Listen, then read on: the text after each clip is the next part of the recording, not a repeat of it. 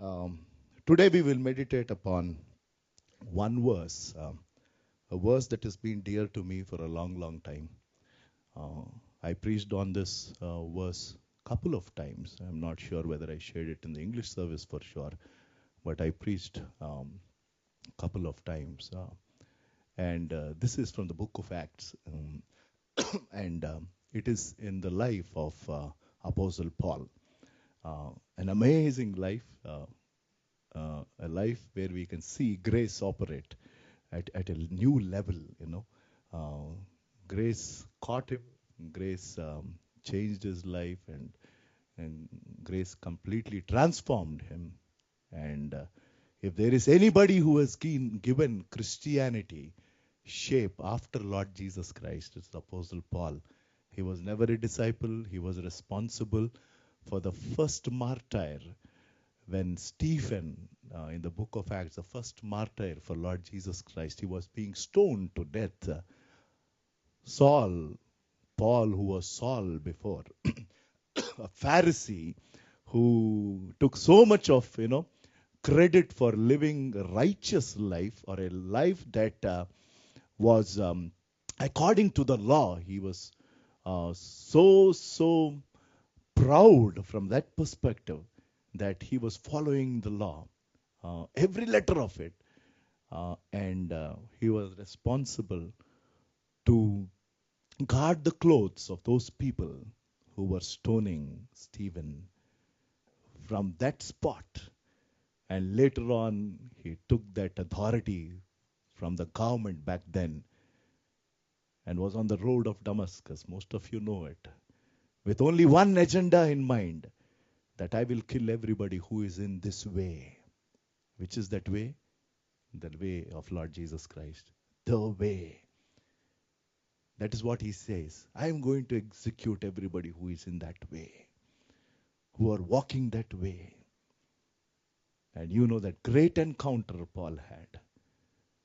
And God caught his life. And he turned 180 degrees, which I always say, no 360.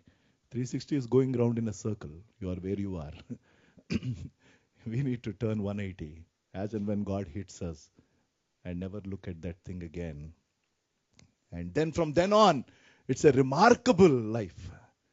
He went on to write the maximum books out of the 66 books in the Bible. And now he is imprisoned. And for something that he told, which actually should not offend anybody, we will pick up that context from Acts chapter 22. And the verse that we will meditate quickly with the limited time that we have is verse 11. Before we get there, no, we will go to Acts 23 verse 1, please. Acts 23 verse 1. Yes, this is the context.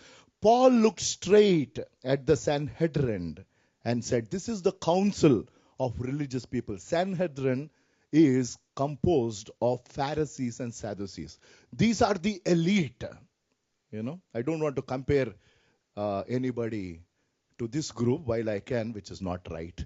There will be unnecessary problems later on if some traditional church calls me, which generally they don't. My brothers, I have fulfilled my duty to God in all good conscience to this day. When I read this, I said, Lord, will I ever get to this stage? That is the question. While that is not the point of meditation today, but it struck me. He's telling, my brothers, I have fulfilled my duty to God in all good conscience to this day. That means whatever I did to God, there were no undue motives. It was very clear, whatever I did, and wish everybody who is serving the Lord, like people like me, have this one goal and one motive. That when we are doing it for the Lord, we are doing it for the Lord, not for people. That's why I tell my youth when I take them out, because generally when we are called, people, I don't know why they say, while I keep telling numbers don't matter to me, but probably a lot of other so-called preachers are to be blamed because they want a minimum guarantee. Like a hotel needs minimum guarantee to organize dinner or lunch. Similarly, to come for a meeting, nowadays, lot of preachers and pastors and evangelists, they say, how many people will turn up? And based on that, and the second one is how much will you give? Unfortunately or fortunately, my prayer has been never to ask these two questions. And I want to be that way till the time I pass away from this world. But it is general tendency, when you go far away. Because even if you don't ask, people say, no, there'll be 300, there'll be 400. So when one of our youth checked with this person who called us there, I believe nobody told me that number, but they told that 1,000 people will turn up. Later on, he said, no, 500 people will turn up. Yesterday when we went, there were 150 people. So, that is like the huge difference. It didn't really matter to me, but probably, my young group, they were kind of disappointed. Because one is, it was told a youth meeting, which I told, please remember, when they say youth meeting, you'll have people with 70 years age as well. So among this 150, there were only 20 or 30 people who were typical youth, so to say. Rest all were elderly people. But if God takes us wherever, it is about Him. It is not about who they are. Simple. And the only way that you and I will be happy serving the Lord, when we remember we are all doing it just for Him and nobody else. Simple. For us, it is the audience of one. He is the only one. When we stand up here and sing, it is Him. It is for Him. When I stand up and share or go anywhere, it is because of what He did in my life, and it is because of Him. When Jesus could travel all the way to this place called Gennesaret in a boat, back then there were no flights. It was either by walk, if it was water, it was boats, right? Think about it. Now there are so many facilities. He went all the way, and when we stepped onto that shore, he encountered a person with 1,000 demons. To meet somebody with one demon is a scary affair. Right? Imagine 1,000 demons. The guy was naked. He kept hitting himself with stones. There was blood all over. He came from the tombs, not from a house. Jesus knew, and Jesus went purposely to save that person, because He's a God who knows. He traveled all the way for a mad fellow, and He saved. He was completely dressed, sitting and listening to Jesus preach. But the entire village came not to have a Thanksgiving prayer meeting. They didn't say, Lord, you stay back here. There are so many other mad people in our village. Not mad people, but there are people with diseases. There are people with other stuff. You have done this remarkable thing. The first person you met, God saved. Please stay back here. We will arrange some, good place for you to sleep. We will give you food. Have 1 week revival meetings. No. They begged Him to leave their place. Don't you think Jesus knew about that? He knew about that as well. But He went. My question is, am I greater than that Lord? That is why I travel. I have never met one mad person till date, in that literal sense. There were a lot of sane people who came and sat and listened.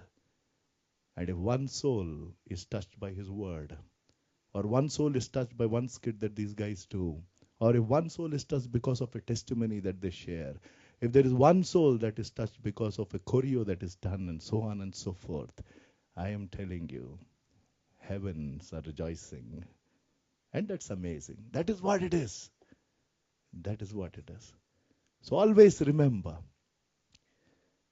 a lot of you are believers in Lord Jesus Christ. I know that. So it is for us to really serve Him with all our heart. And look at this. Paul is telling, I have done my duty. And see the reaction in verse 2, and quickly we will jump to verse 11. At what? Did he say something against them?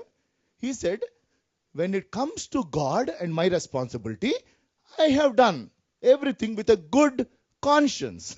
They say, at this, the high priest Ananias ordered those standing near Paul to strike him on his mouth. They said, hit this fellow. That is the situation Paul was in. And he questions them in verse 3. He says, then Paul said to them, God will strike you and all of that. It goes on. There will be a fight. It's a beautiful passage because there's no time. You go back and read. He realizes that in this council there are Pharisees and Sadducees. That is what God said. You should be like a dove and you should be like a snake. Yes. God has given us head and heart.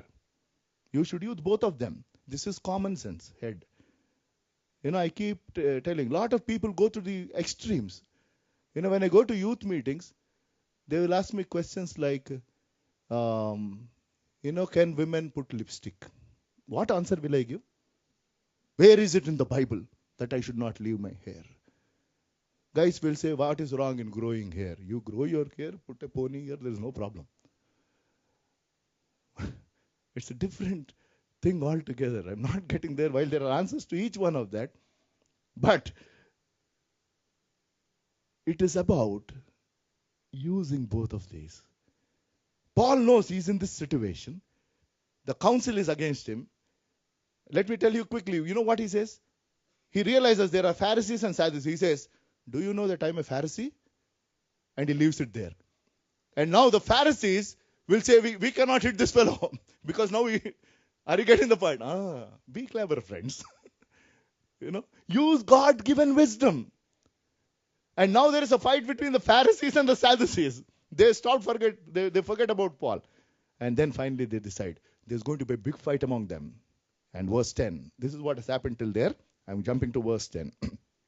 Go home and read. The dispute became so violent that the commander was afraid Paul would be torn to pieces by them. He ordered the troops to go down and take him away from them by force and bring him into that barracks. My question is, when you and I are placed in circumstances that we weren't responsible in the first place, you probably are not responsible, but you ended up in a situation which is now difficult, which is now dangerous, which is disappointing, which is depressing. It could be, a financial issue. It could be something else. And if there is anybody here, or if you end up being in such situation where, for no fault of yours, for no reason that that you ended up, what did Paul say? I have done everything good according to my conscience. I did my duty to God. And now he's in prison for no fault of his. I'm not talking of you being literally in a prison, but if you are in a situation where you feel, what did I do wrong? Everything that I did was right in his sight. It's absolutely right. And then, why did this happen? I'm telling you, when you are in such closed situation, literally like being in that prison, then I'm telling you, just be very sensitive to the door of opportunity, because God will open it there. I'm telling you, we will look at it. Don't look at that situation. Now Paul could be, I don't know what went through Paul's mind, when he was sitting there. Why am I here?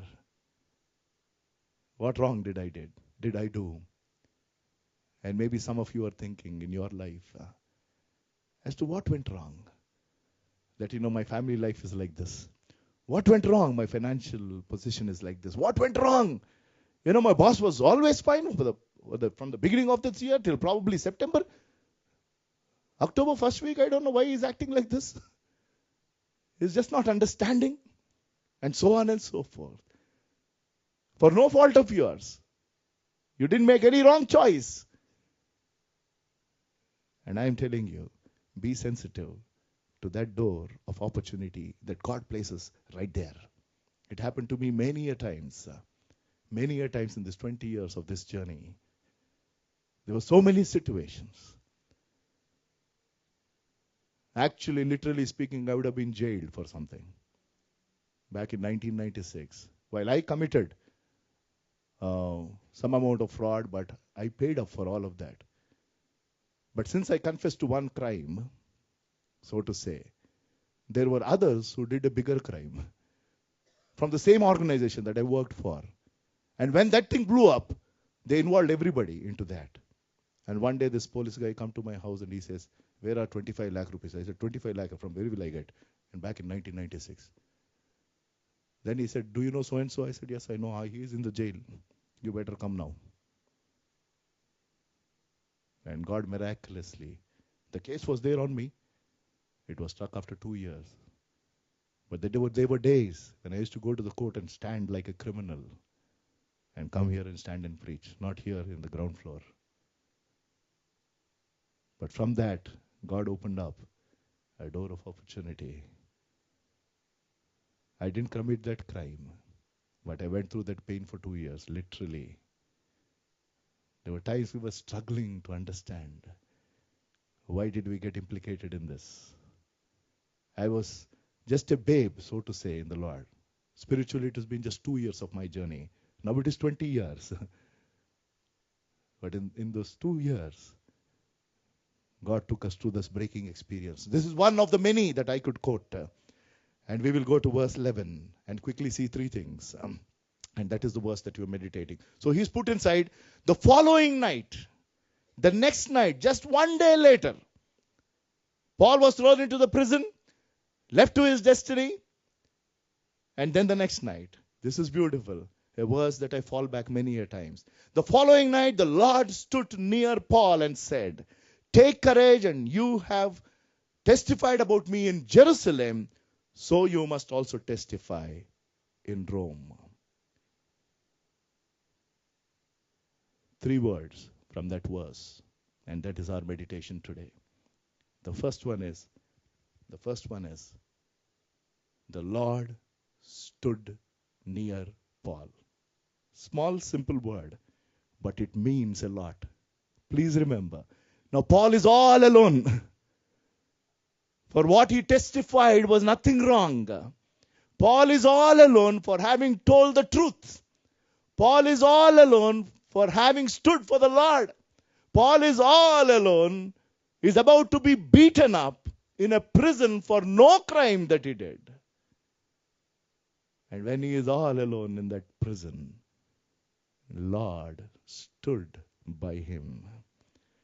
It's a beautiful, beautiful statement. And the same thing is there. And God has given us this assurance that I will be always with you. Right? That is the assurance that he has given. There was one woman in D.L. Moody's church. D.L. Moody is one of the great preachers of the many, like G.H. Spurgeon, D.L. Moody, and these are stalwarts. They're great, great preachers of the past. And this lady, I believe, came to him and he said, "I found a great promise to help me when I'm afraid." She's sharing with D.L. Moody. And she said, "This is the promise that I look to when I'm afraid." Psalm 56 verse 3. Psalm 56 verse 3. "When I am afraid, I will trust in you." She said, "I have found a great verse. So whenever I am afraid, I will trust him." God gave me this wonderful promise. And Moody said, "I will give you a better promise." He said, read Isaiah 12 verse 2. Isaiah 12 verse 2. "Surely God is my salvation. I will trust and not be afraid." Which is better? When I am afraid, I will trust you. This verse says, I will trust you, then I will not be afraid. Are you getting the point? A better promise is to trust him. Many a times we follow the first verse. And whenever we are afraid, we say, "Lord, you are there." God is telling that you trust me. The Lord is my strength, my song. He has become my salvation. So the Lord, if you go back to the verse that we're meditating, Acts chapter 23 verse 11, it says, "The following night, the Lord stood beside Paul." The Lord stood. What is he telling standing there? It tells me 2 things. The Lord is telling, I sympathize with you. I empathize with you. Because Jesus stood before the same council. Please remember, few years ago. Are you with me? When? Before Good Friday. Yes, it's the same council. On that Good Friday day, he was beaten up. The crown of thorns were kept. He was stripped. He was whipped and all of that. Was there any crime that Jesus did? No. For no fault of his. So Jesus is telling, Paul, I understand. what you are going through, let me tell you, I'm standing beside you to say that I have experienced the same thing. We as God's children, sometimes I'm telling you, and especially when people, that is what believers of Lord Jesus Christ are supposed to do. During good times, whether you turn up or not is not a big deal, actually. If you miss a wedding, it's no problem for me. Will the wedding stop? I doubt. Even if the pastor doesn't turn up, they'll find somebody else. Because they have to get married. Come what may. Right? I mean, happy occasions, there'll be a lot of people. And as it is, they themselves are happy. So, that's absolutely fine. But during those testing times, if somebody is in an ICU, if somebody is fighting life and death, or if somebody lost their near and dear, that is the time all of us should turn up. Not to talk, but to stand beside. You don't have to utter one word, because we don't know what their situation is. I'm telling you, no word can comfort people like that. But the very fact, all that they'll remember, I still remember all those who came when I lost my dad suddenly. Then I haven't even started preaching, because I came to the Lord after my dad's death. But when I lost my mom 9 years ago, October 27th, 2009. No, sorry, October 27th, 2005. There are so many people who turned up, because even that was a sudden death. While she was in the hospital for about 2 days, she went into a state of coma. And we were shattered because we lost her dad 10 years ago, and we lost her mom later, 10 years. So it's been 20 years since my dad has gone to be with the Lord. And God has picked me up from there. And He's using me. I'm grateful to Him. And I remember clearly all those people who stood by. And that gives a lot of courage and comfort. No, you don't have to utter a word. All that is needed is stand, and people will remember. Good times people may not remember, but bad times people will remember. If you truly have the love of the Lord, I'm telling you, do this. Do this. Just go. If you hear about something, just go. Don't have to utter. Stand there, utter a word of prayer within yourself. If you have an opportunity to pray there, you pray. But just stand there. I'm still working. I hardly went to anybody's wedding. But in our organization, if somebody has lost someone or who are in difficulty, I made it a point to visit them and offer a word of prayer. And I'm telling you, in such situations, nobody really thinks of, me being a Christian pastor. No, because they need prayers. And they'll say, there is no problem. Please pray. One of my managers, he lost his father last year. He is a Hindu. But, and I've known him for a long time now. And it was a sudden death. He's the only son. And then, I checked. They didn't know because the others had to come from Calcutta and things like that. I called up. I told our youth and all. I said, organize that freezer box. They didn't even know that freezer box exists. I said, there is. And other stuff. And then I went there. And I caught hold of her mom. She was crying. And nothing. I said, Auntie, can I pray for you? She's lost her husband. But she did say, please pray. And later she remembers. It's probably over a year now. He tells, my mother remembers that you came and prayed. They haven't come to know the Lord. It's a different thing. I can go on, keep telling all of this. But, if God has poured His love in our hearts, you have to show it to people. Jesus stood sympathizing. Jesus stood saying something that is going to sustain Paul. He was not only sympathizing, the fact that he was standing there meant so much. So the first one was Jesus stood there. And the second one is, he not only stood there, he told something. Jesus stood near Paul, and the second one, he spoke. He said, take courage. He said, take courage. So he spoke. He spoke a word of cheer, a word of confidence. He said, take courage, because I am standing beside you and I know you what you're going through. I read this story somewhere. I'm sure this would have made rounds through the internet. We keep getting so many, SMSs or through our mailboxes. A lot of stories and presentations keep coming. There was a man who got into a train with few children. And once he got in and he was sitting, these few children, a couple of them, were making a lot of noise. They were playing, they were shouting, and all the small little children, and disturbing others in that bogie where they were sitting, in that coach that they were sitting. And this man who brought those children along, was sitting there. Right from the time he got in, his head was down, his arms like this, and he never lifted his head. And the people around were so disturbed, because these children were becoming unruly. And they were so disturbed. So some person who was sitting there, who got annoyed because of the behavior of the children, he tapped this man. He said, sir. Then he just lifted up his head.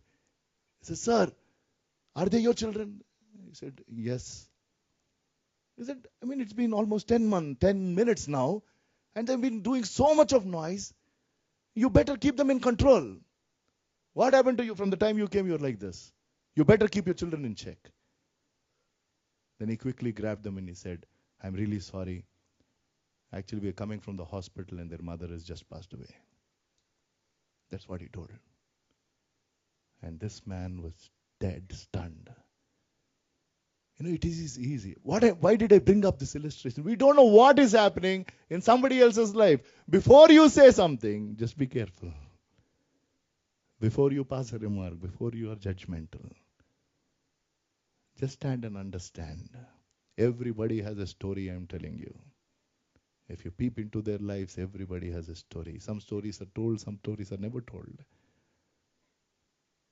If you always keep thinking about yourself, when will you ever look at somebody else's life? So Jesus stood, and he is standing beside you and me, sympathizing and saying, I will sustain you. Telling, I am there with you. What you have gone through, I went through. Yes, no? He went through everything. He knows what it means to be hungry. He knows the burden of paying tax. Jesus paid tax. Yes, no? He did. You know what it means to be thirsty? He knows what it means to sleep in a place like at the bottom of that boat and still be disturbed, because the disciples came and disturbed him and woke him up. And today he is telling, I'm sure, to somebody out here, or to a couple of people who are listening to this word, that maybe you're locked up in a situation where you don't know how to go out, how to get out of it, and probably you're not even responsible for. For your goodness, you ended up there. For being right, you ended up there. For asking the right question, you ended up there, or whatever.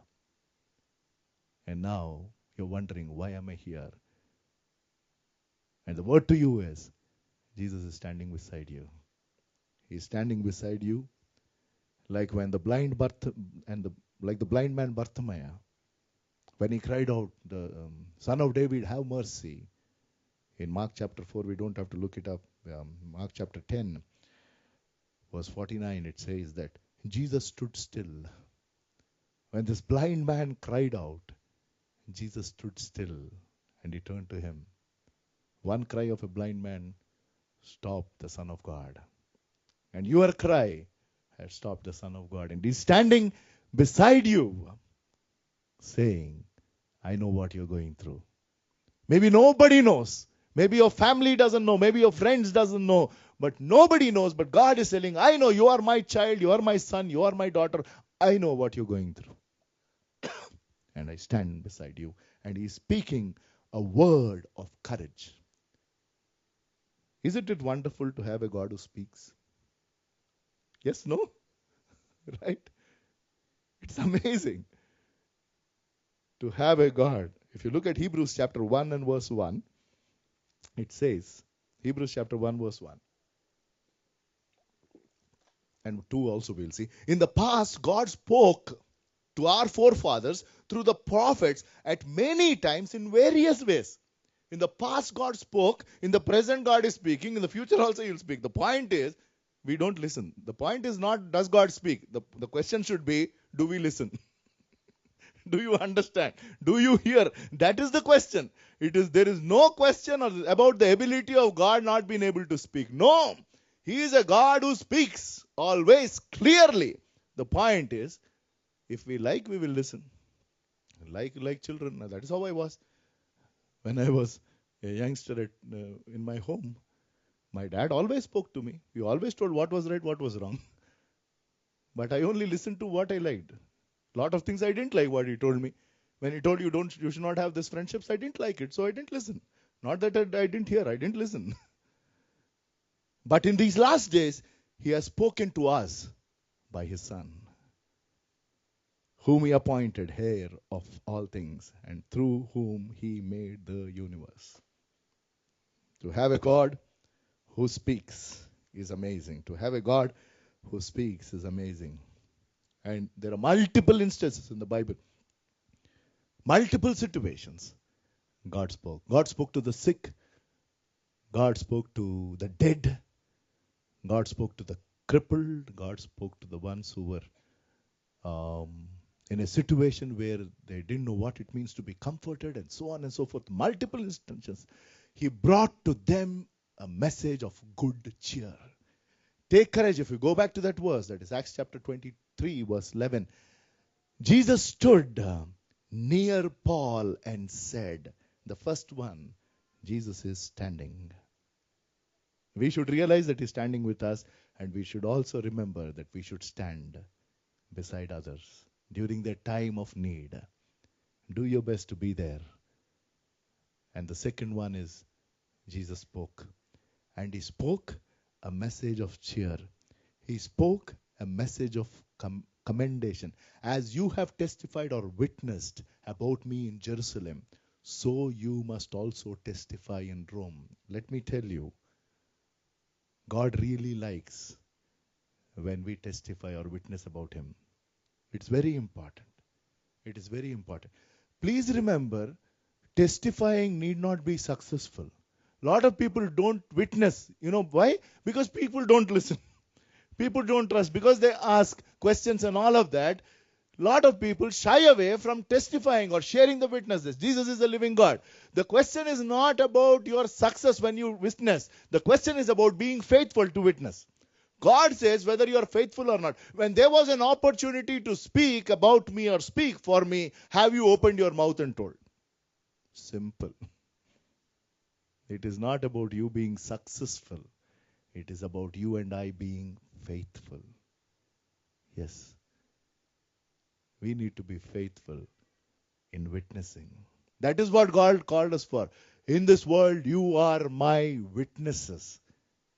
When it comes to the book of Acts, witnessing is living out that life. Whenever God provides you that opportunity to share about His love, about who He is, when there are questions about the divinity and all of this stuff, you and I cannot be silent. You don't have to get into an argument. You just share your experience. You may not be successful, but you are faithful in witnessing. God notices and appreciates whenever you witness. Let me tell you that. God clearly notices. He says, wow, this opportunity was there, and you opened your mouth and you witnessed. and He will appreciate it. And you will have the reward up there. And he gave a word of confidence. He gave a message of confidence. He stood there and he spoke. He spoke, be of good cheer, a message of cheer. And he gave a message of commendation. He said, you have witnessed in Jerusalem. Don't worry. Even if you are in this prison, don't worry. I am going to take you from Jerusalem to Rome. Because you have witnessed, I am so glad and happy. I will take you to some other place to witness there as well. Wow. That is the God we serve. That was a message of confidence. And later on, you go home and read from verse 12 to 14. We have come to the end. The third one, the Lord secured Paul. He not only stood by Paul, he not only spoke to Paul, Lord secured Paul's release. From verse 12 to 24, God uses a small kid who's related to him. That guy comes to know that there is a scheme to kill Paul. And then that message goes to somebody else. And that will ensure the release of Paul. It is in the same chapter. And he's been given an escort of, the number is somewhere. He gives an escort of probably more than 300 or 400 people. If somebody can find that verse. 470 people, verse 23 and 24 of the same chapter. Then he was called, 2 of his centurions, and ordered them, get ready a detachment of 200 soldiers, 70 horsemen and 200 spearmen to go to Caesarea at 9. Think about it. God has provided a security of 470 people to take Paul from the prison. Amazing. Amazing. See how God worked out. He went with such a huge escort. We just can't believe the way God works. If you have testified your faith in Him, you are 200% secure. If there is any security, I keep using this quote of LIC. How many of you have got LIC policy? Well, very few hands. Wonderful. I am not a big advocate of insurance. The LIC's tagline, you know what it is? Zindagi ke saath, zindagi ke baad. That means while you are here and afterwards you go, what is the big deal? But that actual LIC, zindagi ke saath bhi, zindagi ke baad bhi, is, I will tell you today, if you don't know, I use it many a times when I go out. Life Insurance Corporation, LIC. Life in Christ, LIC. Zindagi ke saath bhi, zindagi ke baad bhi. What is better? Hallelujah. Yes, this is life insurance, that is life assurance. What do you want? The answer is clear. He will not only be with us, zindagi ke saath, literally, and zindagi ke baad. Life insurance policy is there. After you go, they will give whatever with great difficulty to the ones who are left. That God will take care anyways. Why do you have to worry? That's a different story. Those who have policies continue to save. But if your life is not insured, then that is the first one that you should do. God secured him. Amazing. He worked out in a miraculous way. Go home and read just those few verses. You know how that news goes to that little boy, how that little boy comes and tells, and then how God works out. Final answer is 470 people. Paul is like one royal person. He's walking with security because God said, you have testified. If you stand for Christ, if you testify, if you witness, when God gives you an opportunity, God is telling, I will recognize that, I will appreciate, and I will take you. And I will take you.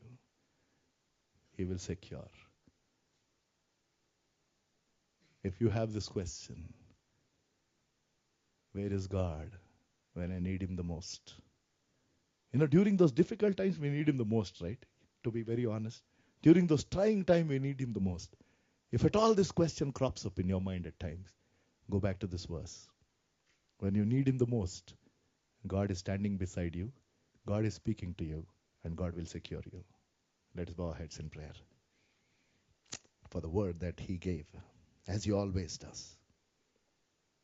He's the God who speaks. We have seen it. We have heard it again. He spoke all over again. Now the question is, do you believe? Do you trust? What he spoke will be true in your life. God has spoken to you, brother, sister. In whatever situation you have been, God has spoken. Now it is for you to hold on to that word, hold on to that promise. There is a message of good cheer. There is a message of good commendation.